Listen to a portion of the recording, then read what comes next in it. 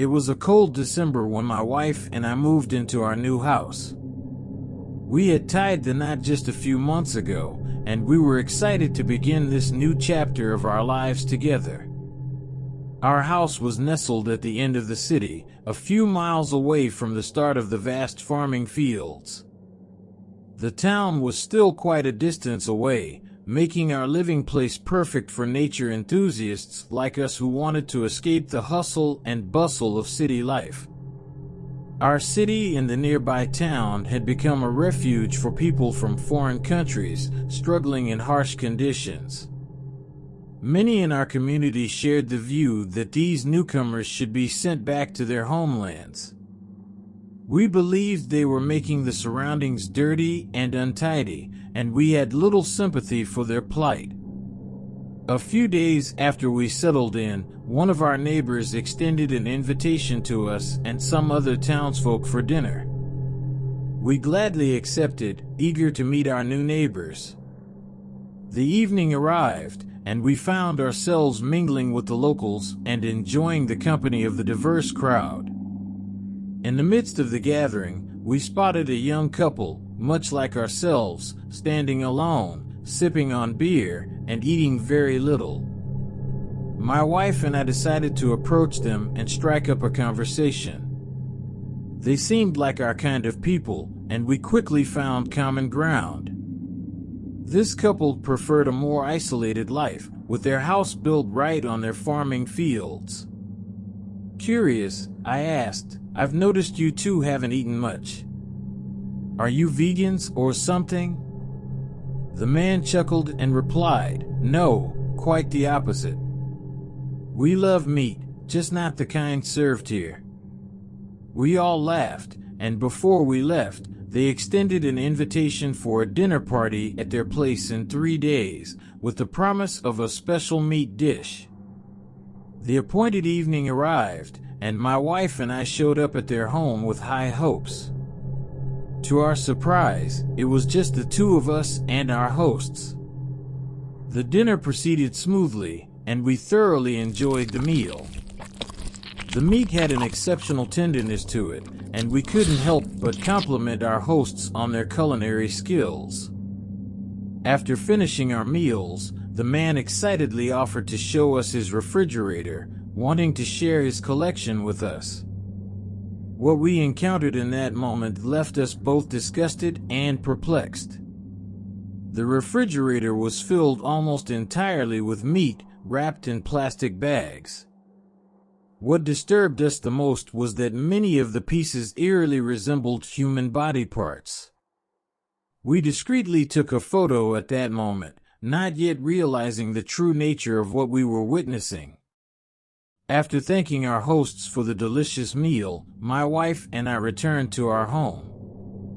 It wasn't until later that night that we examined the picture we had taken and noticed the unsettling resemblance of the meat pieces to human body parts. The quantity of meat in that refrigerator was substantial, enough to be the equivalent of a whole human. What was even more disturbing was the fact that there was no record of the refugees in our community. No one kept track of their numbers, births, or deaths. This realization made it chillingly easy for someone to take the lifeless body of a refugee without anyone noticing. From that day onward, my wife and I severed all connections with that strange couple. We couldn't shake the feeling of dread and unease that had settled upon us. The simple act of enjoying a meal had led us down a dark path, and we were left with the disturbing knowledge that our community harbored secrets we could not begin to fathom. I'm Soren, a 20-year-old weeb from Massachusetts.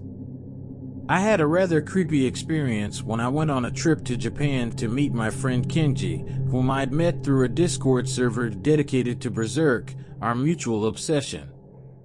I'd always been a fan of dark, gory, and action-packed content, and my tastes had recently gravitated towards the seinen genre of manga and anime. Titles like Monster, Vinland Saga, and Made in Abyss had become my favorites. But there was one legendary series that stood above the rest, Berserk, and its protagonist, Guts, was my gym motivation. I wanted to be as strong as him. One day, while I was having a blast on Discord, I stumbled upon a server dedicated to Berserk fanfictions and fan theories.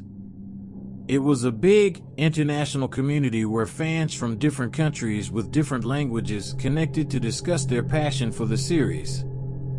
That's where I met Kenji, a Japanese guy who was just like everyone else in the server, a die-hard fan of Berserk. He lived in Tokyo, trying to find a part-time job while attending college. His English was passable, but at least he understood me and could communicate his thoughts well. Our friendship grew stronger with each passing day, and we started interacting on various social media platforms. This went on for about a month. I decided to plan a trip to Tokyo, Japan, and Kenji promised me an experience of a lifetime.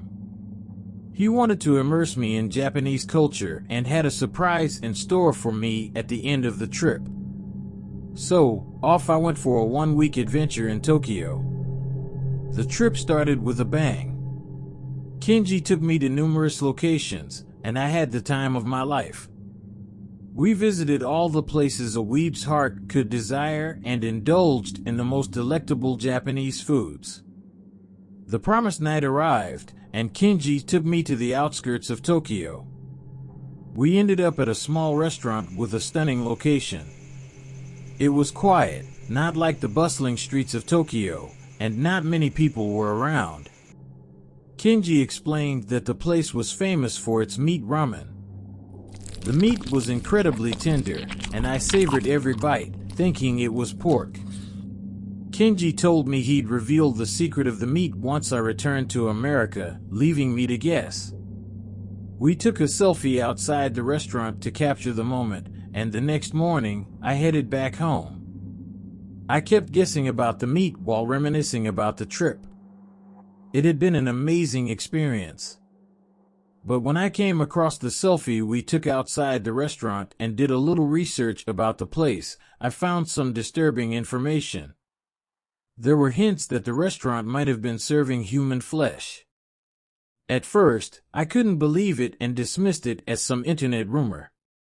But when I returned to Massachusetts, my curiosity got the better of me, and I delved deeper into the internet. I soon realized that the shocking information I'd stumbled upon was true. The restaurant had indeed been serving human flesh, and the realization hit me like a ton of bricks. I felt sick to my stomach and ended up vomiting for several days straight. The shock and horror of what I had unknowingly consumed weighed heavily on me. I couldn't believe I had eaten something so grotesque. In my desperation to distance myself from the truth, I blocked Kenji from all my social media platforms and never spoke to him again. The thought of what had transpired during that dinner haunted me, and the images of our time together in Japan turned sour. It was a grim reminder of how easily one could be deceived, even by a friend.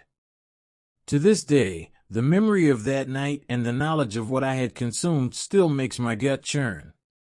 The feeling of nausea and disgust resurfaces whenever I think about it.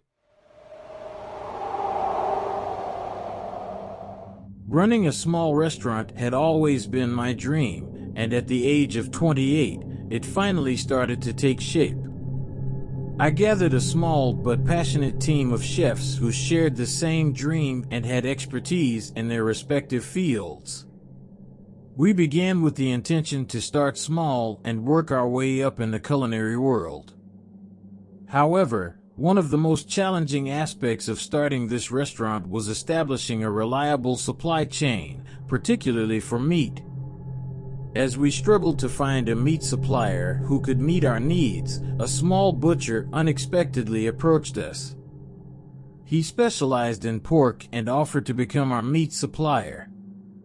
Since he was also just starting out, we decided to strike a deal with him. The initial months were tough, but eventually, the profits began to roll in. We offered a diverse menu, and while all our dishes were well received, it was our pork dish that garnered the most attention. It became our signature dish, prepared by none other than myself. Things were looking up for our restaurant, but unfortunately, the same couldn't be said for our meat supplier. His struggles to keep up with our meat demands became increasingly apparent. He supplied meat to several small restaurants, and it was clear that he was having a hard time meeting everyone's needs. He confided in me about his difficulties. About a month ago, he posted a job opening at his farmhouse, and that's when his complaints about the meat supply went silent. Meanwhile, the news of people going missing began to circulate, and it was a cause of concern for everyone. The police investigations were futile, as no concrete evidence was found to trace these missing individuals. Most of those who disappeared were middle-aged men and women who seemed to have no one to care for them in this world. I had always been interested in such news and police investigations, almost treating it like a side hobby. Then came the day when I had to close my restaurant because the supplier's truck never arrived. Worried, I called his number, but someone else answered. They informed me that the police had taken him in for interrogation. The next morning, a shocking news article confirmed my worst fears. The butcher who had been supplying us with meat had been selling human flesh. I was traumatized by the revelation that I had unknowingly served human flesh to my customers. The article mentioned that the butcher had primarily targeted middle-aged men and women who had no one to care for them in this world. He lured them in with a fake job posting and carried out his horrifying acts during odd hours. It was a gruesome revelation that left me feeling disgusted, guilty, and unable to come to terms with the fact that I had prepared and served human flesh with my own hands. The shock and horror of the situation were overwhelming. It was like a nightmare that I couldn't wake up from. The sense of betrayal, not just by the supplier, but by my own ignorance, was almost unbearable. The guilt weighed heavily on me, as I had unwittingly played a part in this horrifying ordeal. As I reflected on the events that had unfolded, I realized that I should have been more vigilant, not just about the source of our meat, but also about the world around me.